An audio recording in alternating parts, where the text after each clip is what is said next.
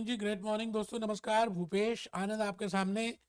बेटे मैं आज लेक्चर नंबर 13 कॉस्ट क्लासिफिकेशन का जो सीरीज हमने स्टार्ट की थी, आई have delivered 12 lectures and today is the 13th lecture and I will be discussing with examination kit ACCA BBB questions. आज के इस लेक्चर में मैं आपको पूरे 12 लेक्चर का एक तो पहले रिवीजन छोटा सा कराऊंगा। बेटे 13 lectures, 13 lectures I have delivered only for cost classification कि भाई कॉस्ट है क्या, how it is different from expense, what is expenditure, what are the different types of classifications of cost. Kaplan ने 4 क्लासिफिकेशंस दिए हैं, BBB has given 4 classifications, Bhupesh Anand ने 6 classifications आपको बताई, F5 की भी एक दो बताई because that is coming in your examination kit. आज का ये जो लेक्चर है, मुझे ऐसा लगता है कि अगर आज आपने ये लेक्चर अटेंड कर लिया तो आप 12 लेक्चर्स में जो जो छोटी बातें बताई हैं बेटे, that can be revise in this lecture and it will be very much fruitful for you. तो रजिस्टर ओपन कर ले, कैलकुलेटर अपने सामने रख लें, एग्जामिनेशन किट हार्ड कॉपी आपके पास होनी चाहिए, और जो मेरे जूस नोट्स हैं उसका भी बेटे हार्ड कॉपी अपने सामने रखे, मैं भी सॉफ्ट कॉपी भी दिखाऊंगा। जूस नोट्स आपको पता ही है मैंने ऑलरेडी प्रिपेयर किए हैं। तो इन सभी के साथ आज हम बड़ी ज्यादा एक एक्साइटमेंट के साथ, because today will be the last second last lecture, examination kit start हो गया, कंसेप्ट तो सारे क्लियर कर ही दिए यार। आइए, great good morning, lecture number 13 chapter number 2 cost classification and I will be doing in this Kaplan and BBB questions.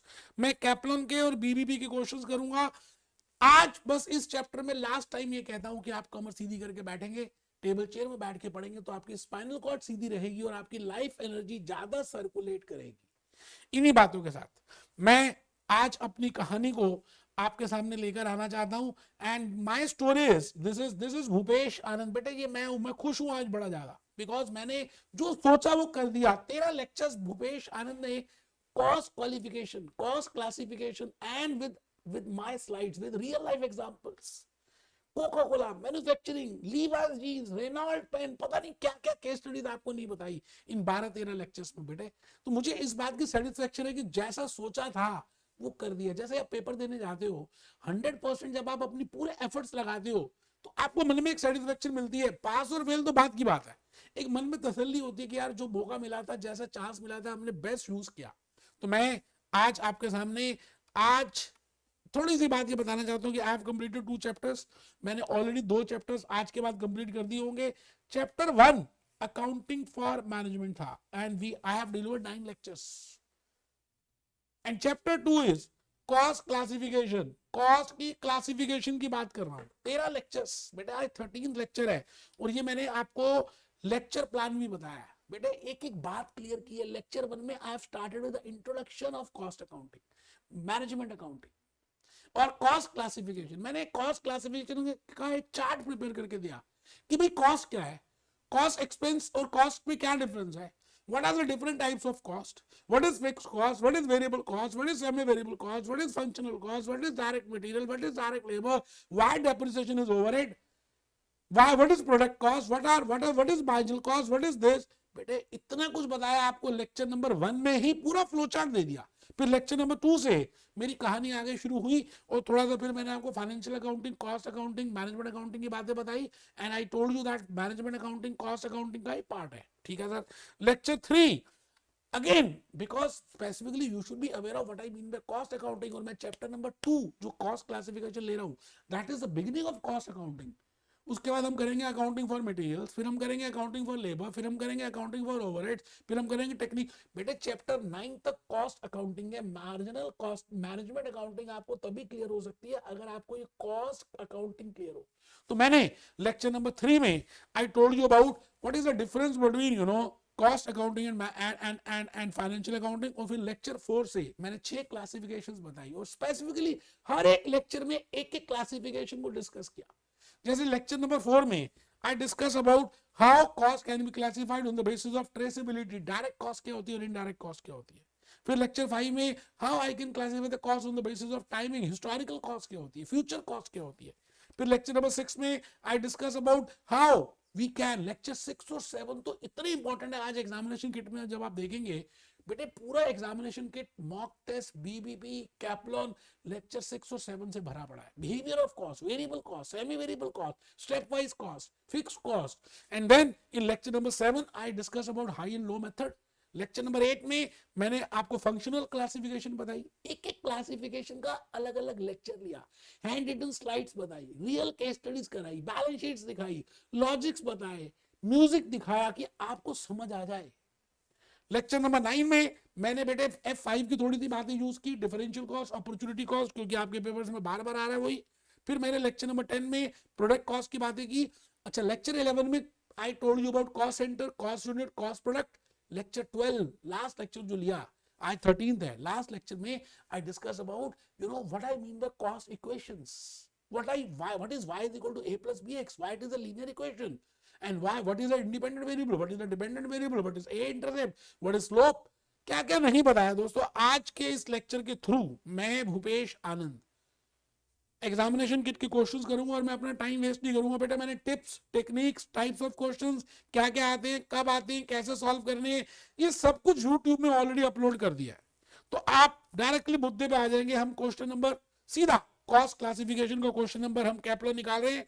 आप आइए मेरे साथ, डाल हाथों में हाथ, हम होंगे कामयाब एक दिन. मन में है विश्वास. बेटा ये कॉस्ट क्लासिफिकेशन स्टार्ट हो रही है, एग्जामिनेशन किट की बात है, कैप्लॉन की बात है, क्वेश्चन नंबर 41 है. आपके पास कोई और एडिशन, घबराना नहीं है, आप क्वेश्चन की लैंग्वेज देख लें, वही होगा, ज्यादा कुछ बदलता ही नहीं है बेटा. कॉस्ट क्लासिफिकेशन में कुछ ज्यादा चेंजेस नहीं है.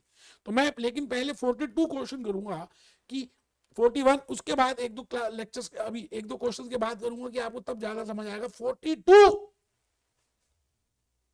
क्वेश्चन को पढ़ेंगे. In organisation has a following total cost. वो कहता है ये टोटल कॉस्ट है at 3 levels, total cost at 3 levels. ठीक है सर, ठीक है sir. 2,04,000, $2,50,000, $2,74,000, and we have already discussed as per high and low method we can calculate the variable cost per unit. मेरी थोड़ी सी स्पीड ज्यादा रहेगी क्योंकि आज हम रिवीजन कर रहे हैं ना. मैं बड़ा एक्साइटेड हूं ना यार. मैंने 13 लेक्चर्स, 12 लेक्चर्स में लॉजिकली कंसेप्ट बड़े आराम आराम से बताए हैं. ठीक है sir. Variable cost per unit is constant. अच्छा, as per high and low method, we know that variable cost always remain constant, and total fixed cost will remain same. And the total cost which is given to me is that is total variable cost, semi variable cost. बेटे आप देख रहे हो मैं किस तरह से बोलता है, ऐसा लग रहा है बस निकलता जा रहा है, मैं रुक ही नहीं पा रहा. बेटे आज मैं खुद अपने आप को नहीं रोक पा रहा क्योंकि इतनी ज्यादा नॉलेज मैं आपको दे चुका हूं कि अब बस क्या बताऊं. What is the total cost at 10,000 units. और वो कहता है जी अगर आपकी एक्टिविटी 11,000 यूनिट से बढ़ गई तो 10% की कॉस्ट में इंक्रीज आ जाएगा. आराम से बेटे. देखो जी मैंने फोन छोटा कर दिया कि आपको दिखे. There will be 10% this. मैंने इसके लिए लेक्चर नंबर 7 लिया. हाई और लो मेथड में बताया कि अगर दो एक्सेप्शंस हैं, अगर फिक्स कॉस्ट बढ़ जाती है तो आप वो दो लेवल्स लोगे जहां पे फिक्स कॉस्ट सेम रहती है. स्टडी टेक्स्ट में भी ये क्वेश्चन था इस तरह का. I have done that at that time also in lecture number 7. मैं आपको अभी लेक्चर नंबर 7 की तरफ लेके चलता हूं. आपको लॉजिकली ये बताने की कोशिश करता हूं कि लेक्चर नंबर 7 में है क्या यार. मैंने जो लेक्चर नंबर 7 लिया उसमें क्या बताने की कोशिश की मैंने. ठीक है जी. आइए 11 है जी, ये 10 है जी, 9 है जी, 8 है जी, ये 7 है. ये देखिए नहीं पूछा कि मटेरियल है, लेबर एक्सपेंस है. उन्होंने खाली ये पूछा है कि इसका बिहेवियर बताओ. I have to take a decision. So as a management accountant, it is important that your decision 10 रुपए पर यूनिट कैलकुलेट किया. इनका भी आंसर 10 रुपए. मैंने अभी बताया कि आप हाईएस्ट और ये देखिए हाईएस्ट और लो. मैं यहाँ पे लॉजिक बता रहा हूँ कि why I am using high and low and what is the logic for that. Contrast क्या है, पीला सूट लाल दुपट्टा. लोएस्ट को कंपेयर करें, कंट्रास्ट की चीजों को कंपेयर करते हैं, पीला सूट और लाल दुपट्टे को कंपेयर करेंगे. आप बताइए जो डाटा या जो इन्फॉर्मेशन दी हुई है उसमें लोएस्ट कितना है 200 यूनिट्स और उसकी कॉस्ट कितनी है $7,000 और हाईएस्ट कितना है 400 यूनिट और उसकी कॉस्ट कितनी है $9,000. अब मुझे लगा कि 200 बनाता हूं तो $7,000 लगते हैं और 400 बनाता हूं तो $9,000 लगते हैं. और मुझे पता है कॉस्ट अगर मैंने फिक्स कॉस्ट सेम रहेगी, चेंज होगा तो किसमें. मैंने कहा एक एक्सेप्शन थी, अगर फिक्स कॉस्ट या वेरिएबल कॉस्ट पर यूनिट में चेंज आता है तो आप वो दो लेवल्स लेंगे जहां पे चेंज नहीं है, जहां पर असम्पशंस है, उसके बेसिस पे वेरिएबल कॉस्ट कैलकुलेट करेंगे. और इस क्वेश्चन में जो आप अभी हम देख रहे हैं 42, बेटे इसमें यही है कि फिक्स कॉस्ट का 10% इंक्रीज है, आप चेक करिए प्रोडक्शन में, और जो कॉस्ट दी हुई है वो सेमी वेरिएबल इन नेचर की है, मतलब उसमें कुछ पार्ट फिक्स्ड भी है और कुछ पार्ट वेरिएबल भी है। बट अगर मैं अपनी अजम्पशन थोड़ी सी चेंज कर दूं, थोड़ी सी चेंज मींस जो मैंने अभी अज्यूम किया कि variable cost per unit will remain same, but practically speaking जब आप ज्यादा काम करते हो, जब आप ज्यादा पढ़ाई करने के लिए बैठते हो, तो आपकी आउटपुट बढ़नी स्टार्ट हो जाती है, सिनर्जी के बेनिफिट्स आते हैं, तभी तो लोग मर्जर अमालगमेशन करते हैं। अच्छा, जब सिनर्जी के बेनिफिट्स आएंगे तो क्या पर यूनिट कॉस्ट कम होगी? बिल्कुल कम होगी, क्यों नहीं कम होगी? तो मैं से ज्यादा बनाएंगे तो 10% बढ़ चुकी होगी, मेरी बात आप समझ रहे हैं? अब इन्हीं कंसेप्ट को मैंने लेक्चर नंबर 7 में बताया, स्टडी टेक्स्ट में किया, बट एग्जामिनेशन किट है तो बेटे हम एग्जामिनेशन किट में बिल्कुल करेंगे। आप अभी पहले क्वेश्चन को पढ़ लेते हैं, फिर हम उसके बाद उसमें आएंगे कि क्या क्वेश्चन है और हम क्या कहना चाह रहा हूं, मैं कहना क्या चाह रहा हूं। ठीक है जी, आइए आइए बेटा, आप अपने सामने एग्जामिनेशन किट रखें और ये देखें कि फिक्स कॉस्ट में इंक्रीज है 10% से, अगर 11,000 यूनिट से ज्यादा आपने प्रोड्यूस किया। और आप चेक करिए जी, यहाँ 12,000 बना रहे हैं, यहाँ 15,000 बना रहे हैं, इसका मतलब इन दोनों लेवल्स पे आपकी फिक्स कॉस्ट सेम है। And if fixed cost remains same in these two levels, you know, I can use high and low method. मैं high और low method use करके variable cost per unit calculate कर सकता हूँ, और with the help of that I can, you know, I can solve the question. तो मैं आराम से आपके सामने आऊंगा। बेटे मैंने बड़ी मेहनत की है, ये सभी स्लाइड्स प्रिपेयर किए आपके लिए। आइए आइए दोस्त, मैंने देखिए क्या लिखा है। Friends, the same logic I have explained in lecture number 7। अभी आपको लेक्चर नंबर 7 दिखाया और उसमें मैंने बताया if you want to calculate as per high and low method the variable cost per unit will be, उन्होंने फॉर्मूला दिया, but जब मैंने लेक्चर कराया था तो आपको बड़ा सिंपल बताया, change in total cost upon change in production. तो जब change in total cost upon change in production करेंगे तो वेरिएबल कॉस्ट पर यूनिट आ जाएगी। But I can only use high and low method if those assumptions as per high and low method are there. ठीक है sir, तो मैंने यहाँ पर आपके सामने लिखा variable cost per unit 15,000 unit पे देख लिया और 12,000 यूनिट पे देखा, क्योंकि 15,000 यूनिट और 12,000 यूनिट दोनों 11,000 से ज्यादा है। I can only use this when it is more than 11,000 because fixed cost is increasing for more than 11,000 units. So 274 minus 250 upon 50 minus 2 that comes to 8 per unit. बेटे ये वेरिएबल कॉस्ट आई है, इसका मतलब आपको पता है this is slope, this is gradient as per linear equation.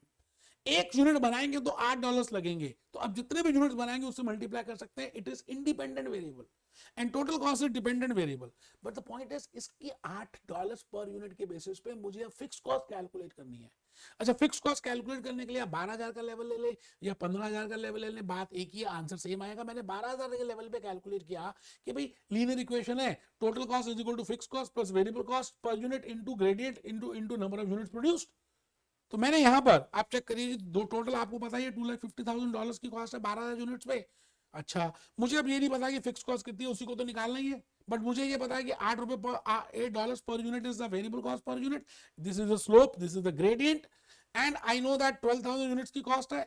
ये यहाँ पे जो इक्वेशन है तो ये 96,000 आ गया जी, ये 12,000 into 8 96 और ये 250 फिक्स कॉस्ट मैंने कैलकुलेट कर लिया 1,54,000 आराम से, कोई जल्दी है ही नहीं। मैंने कहा ना एग्जामिनेशन किट मॉक टेस्ट भरे पड़े हैं इससे। अच्छा, जब आपके पास टोटल फिक्स कॉस्ट आ गई $1,54,000 की, अब ये इंक्रीज कॉस्ट है क्योंकि ये 12,000 यूनिट पे, वो कह रहा है कि 11,000 यूनिट के बाद 10% की फिक्स कॉस्ट बढ़ जाएगी। अच्छा, जब 11,000 यूनिट के बाद 10% की फिक्स कॉस्ट बढ़ जाएगी तो ये कॉस्ट जो है 12,000 यूनिट पे है। तो मैं आपसे ये कहना चाह रहा हूं कि आप आराम से सिंपल सी मैथमेटिक्स यूज करके पहले ओरिजिनल फिक्स कॉस्ट कैलकुलेट कर लेंगे, क्योंकि मुझे 10,000 यूनिट पे टोटल कॉस्ट निकालनी है। And at 10,000 units, my fixed cost will not be 1,54,000 because that is increased amount. So I will calculate that amount which is there and when my production is not 11,000 units. तो मैं क्या करूंगा, मैं 100 का example ले लूंगा। बेटे बचपन में 3rd 4th क्लास से आप यही करते आ रहे हैं, अगर कोई भी चीज अननोन होती है आप उसको 100 मान लेते हैं और उसमें आप 10% का इंक्रीज करते हैं, तो 100 यूनिट $100 है और 10% ऐड कर दो तो $110 क्या आ जाएगा, 110। मैंने क्या लिखा देखो बेटे, ये कैप्लन के सॉल्यूशन में भी नहीं दिया, बीपीपी के मॉक टेस्ट की सीरीज में भी नहीं दिया, भूपेश आनंद ने ये पूरी एक्सप्लेनेशन लिखी है आपके लिए। Now 1,54,000 is increased cost, so with the help of cross multiplication we can calculate the original amount। आप देखिए जी, मैंने बड़ी प्यारी प्यारी सी बात है। अब ये कैप्लन थोड़ी बताएगा आपको, बीबीपी थोड़ी बताएगा, या और कोई टीचर थोड़ी बताएगा जो मार्की करके पढ़ा रहे हैं या पीपीटी बना के पढ़ा रहे हैं। बेटे भूपेश आनंद ने मन से पढ़ाया। मैंने कहा let the original fix cost be $100, let the increase be 10%, that comes to $10, तो टोटल आ गया $110। अगर $110 है तो $100 है, और अगर $1,54,000 $1,54,000 फिक्स कॉस्ट इंक्रीज वाली है तो पहले कितनी होगी? इतनी है तो इतनी, इतनी है तो कितनी? आप क्रॉस मल्टीप्लाई करके $1,40,000 की टोटल फिक्स कॉस्ट कैलकुलेट कर सकते हो। और जब मैं कहता हूं जो टोटल फिक्स कॉस्ट 1,40,000 है तो 10,000 यूनिट पे 1,40,000 ही है। तो मैंने यहाँ पे कैलकुलेट करके बता भी दिया, चेक करिए। If I produce 10,000 units, total fixed cost will be $1,40,000, and I know that slope or the gradient is $8 per unit. So I can say for 10,000 units, 80,000 will be the variable cost, and 1,40,000 will be the fixed cost, and 2,20,000 will be the total cost. And first answer is my correct. बेटे प्यार से, मोहब्बत से, ईमानदारी से कराने की कोशिश की है, एक एक लॉजिक, एक एक पॉइंट को बताने की कोशिश की। आइए जी, मैं भूपेश आनंद नेक्स्ट क्वेश्चन में आ रहा हूं, और नेक्स्ट क्वेश्चन है 43rd। पहले हम एग्जामिनेशन किट को अपने सामने रख लेते हैं। अच्छा ऐसा ना, आप अपने सामने हार्ड कॉपी रखेंगे ना तो आपको ज्यादा अच्छा लगेगा, है ना। तो आप अपने सामने हार्ड कॉपी रखिए। 43rd क्वेश्चन की तरफ बढ़ रहे हैं। अ फर्म हैज टू पे अ $50 per unit as a royalty to the inventor of a device which it manufactures and sells. How would the royalty charge be classified in the firm's account? बेटा ये मैंने royalty का ही example आपको लिया था Levi's jeans का, जब मैंने एक्सप्लेन किया, जब मैंने रेनॉल्ड की पेन की केस स्टडी बताई थी, याद है लेक्चर 2 में, अभी दिखाता हूँ।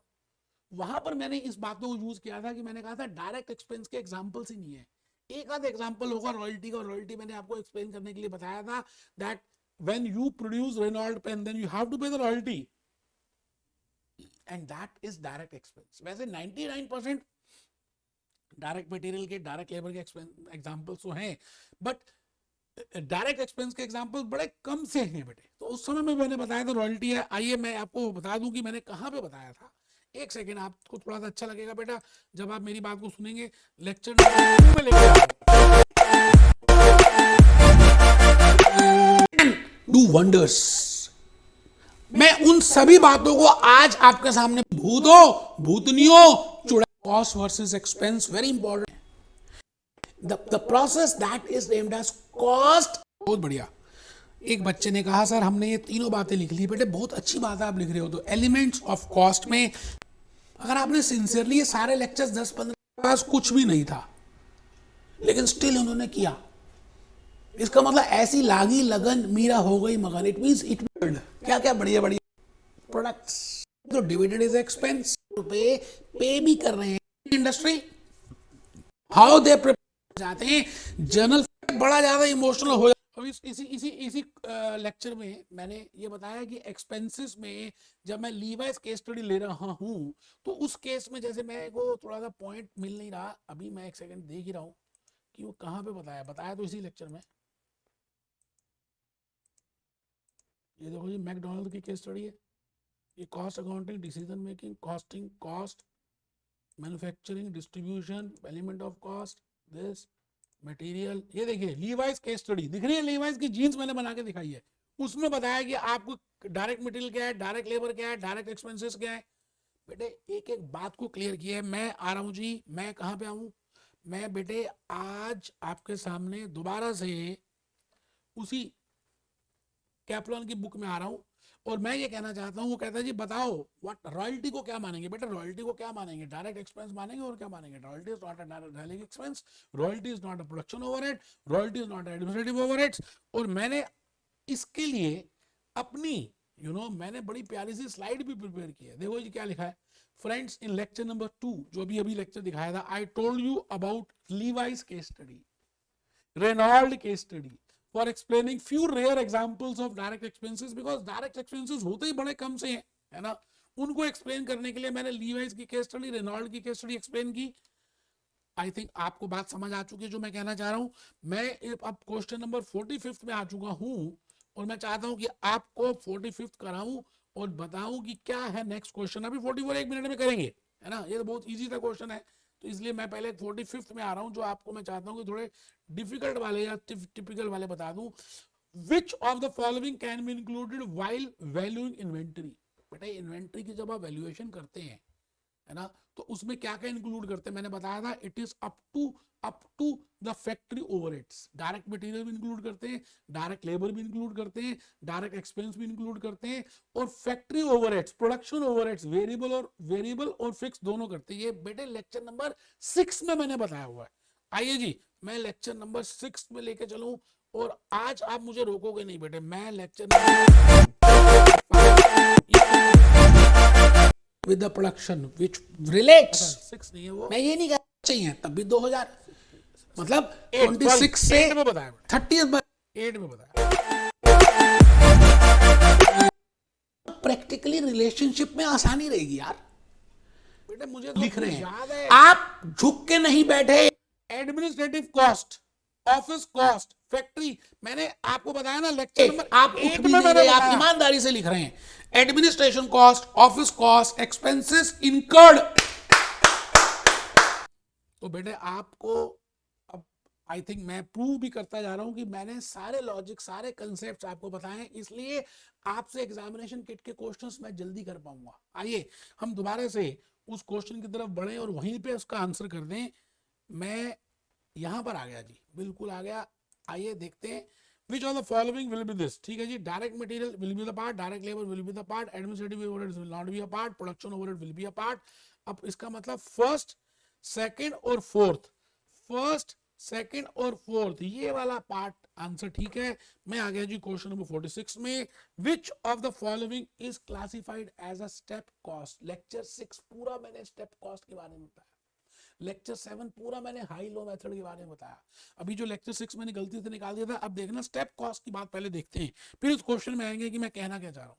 ठीक है जी, क्वेश्चन लेक्चर नंबर 6 सीधा आ रहा हूँ, और आपको लॉजिकली पता चलेगा कि जो मैं कह रहा हूँ बिल्कुल वही है। Rate is named as semi variable cost, लिखा है जी सेमी वेरिएबल। अभी स्टेप आया, मैं रिपीट करता हूँ जी, variable both, two branches for that. बेटे 4 जुड़ लूंगा, और कम से कम बेटे केस स्टडी की हेल्प से बताया मैंने, एक दिन की दिहाड़ी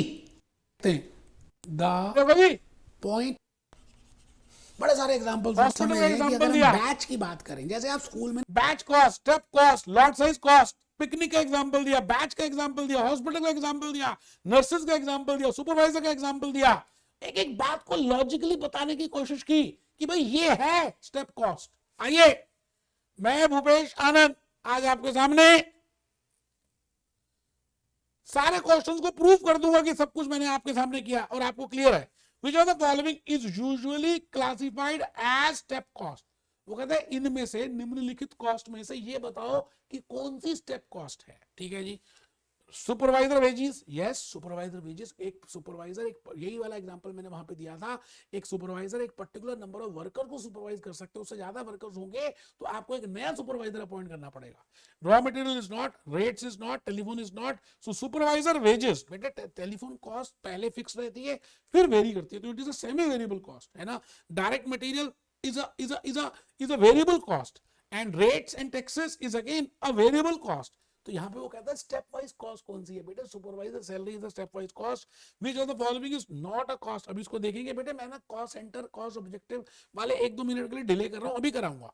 विच of the following describes as a depreciation of fixtures. ये तो बेटे लेक्चर नंबर 2 में बताया था। डेप्रिसिएशन का मतलब होता है non cash expense, and when I say it is a non cash expense, it is incurred for the machinery।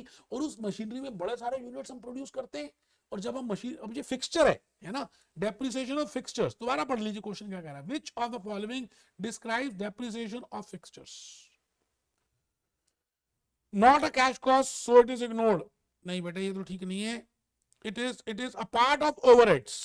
Depreciation is a part of overheads. If it is incurred in the production department, it is a part of production overheads. If it is incurred in the office department, it will be a part of office overheads. If it is a part of a selling department, it will be a part of selling overheads. So it is a part of overheads.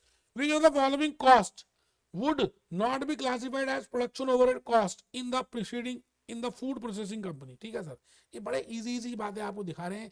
Which to following are included in the prime cost. तो I think आप मेरी बात को शायद समझ पा रहे हैं। मैं आ गया जी 52 में। मैं डिफिकल्ट देख रहा हूँ कि आपको मैं अगर डिफिकल्ट करा दूंगा तो इजी तो हो ही जाने हैं। यहाँ देखिए जी क्या लिखा है। अब फर्नीचर मैन्युफैक्चरर क्लासीफाई, आपको बताना है कि ये फिक्स्ड है, वेरिएबल है या सेमी वेरिएबल है। बिल्कुल आराम से आप एक बार देख लो। डायरेक्टर की सैलरी, डायरेक्टर की सैलरी, डायरेक्टर की सैलरी, आप बताइए जी फिक्स्ड है, वेरिएबल है या सेमी वेरिएबल है। बिल्कुल सभी बच्चे आराम से अपने आप करेंगे। मैं 1-2 मिनट दे रहा हूं। आप प्रोडक्शन ज्यादा करें या कम करें, then also you have to pay the fixed amount of salary which I have explained in lecture number 7। बड़े प्यार से मैंने लेक्चर नंबर 7 में बताने की कोशिश की। वुड, बेटे वुड का मतलब है आप फर्नीचर बना रहे हैं, जितने ज्यादा टेबल बनाएंगे उतनी ज्यादा वुड लगेगी, इसका मतलब it is the variable cost. Rent of factory, rent of factory is the fix cost. आप बताइए आप उसमें बनाए या ना बनाए, it remains fixed. Phone bill, बेटे फोन बिल तो बताइए आपको सेमी वेरिएबल है, क्योंकि कुछ पार्ट ऑफ रेंट देना पड़ता है, उसके बाद आपको पेमेंट करनी पड़ती है। Factory worker wages, factory worker wages variable है। आप जितनी ज्यादा वर्कर्स रखेंगे उतनी ज्यादा कॉस्ट इनकर करनी पड़ेगी, इट इज वेरिएबल। आप चेक कर लीजिए, मैं भूपेश आनंद आपके सामने खड़ा हूं। फिक्स्ड, वेरिएबल, सेमी वेरिएबल, मैंने इन सभी एलिमेंट ऑफ कॉस्ट को डिवाइड किया, बाइफिकेट किया, और आपके लिए बड़ा इजी रहा। ये लेक्चर 6 पूरा मैंने इसी के ऊपर डिवोट किया है कि फिक्स कॉस्ट क्या है, वेरिएबल कॉस्ट क्या है। आइए देखिए एक बार दोबारा से देख लेते हैं, आपको थोड़ा सा और ज्यादा यकीन हो जाएगा। 10,000 यूनिट्स बनाए, your cost will remain same, it is named as fixed cost। Factory rent is a fix cost. कई बार आप सैलरीज पे करते हैं to the accountants. Now it hardly matters whether you produce it और not, whether you are loss making company और profit making company, you have to pay the salaries. आपको salary देनी पड़ेगी। बेटा ये डायरेक्टर सैलरी भी आया, ये सैलरी देनी पड़े। मैंने कहा ना, आपने अगर मेरे लेक्चर्स ईमानदारी से अटेंड किए हैं, उनके नोट्स प्रिपेयर किए हैं, बेटे फर्स्ट अटेम्प्ट में सक्सेस मिलेगी। मैं आपको बता रहा हूँ फर्स्ट। अब तो जेल में जाना पड़ेगा, जेल की रोटी खानी पड़ेगी। You have to do this, it is not related with production. तो आप मैक्सिमम बनाओ तब भी आपकी कर रहा हूं excess direct relationship, that is named as variable cost. Unit इस लागत लग जाएगी। एंड हियर डिपेंड को बनाने के लिए बेटे ग्राफ बनाए, एक एक बात को क्लियर किया। मुझे ऐसा लगता है कि आप अगर सिंसियरिटी से एग्जामिनेशन किट के क्वेश्चंस करें और मेरे लेक्चर्स देखने के बाद अगर आप करते हैं, फर्स्ट अटेम्प्ट में 99% क्वेश्चंस होने वाले हैं आपके।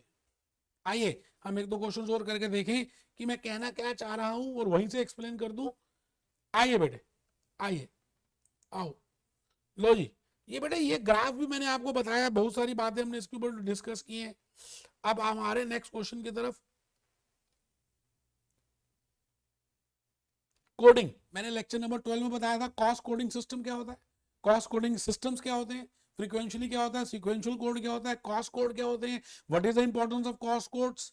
अब आप चेक कर लीजिए, आपके लिए बहुत इजी बन गया होगा ये। मैं नीचे आ गया जी, ये तो बड़ा मुंह जबानी का क्वेश्चन है, इसलिए मैंने किया ही नहीं। How would you relate the following cost, बताइए जी। मैंने लीवाइज एग्जांपल का एग्जांपल लिया था, लीवाइज जीन्स का, और उसके थ्रू बताने की कोशिश की what is direct material, what is direct labour. तो how would clothes retailer company classify. मान के चले लीवाइज कंपनी है, लीवाइज जीन्स बना रही है, उसी का एग्जांपल लिया मैंने। डिजाइनर सूट्स, डिजाइनर स्कर्ट्स, बेटे मटेरियल है। हीटिंग कॉस्ट, बेटे एक्सपेंस है। डेप्रिसिएशन, बेटे एक्सपेंस है। कैशियर स्टाफ सैलरी, बेटे लेबर है। मैं फिर रिपीट करूंगा,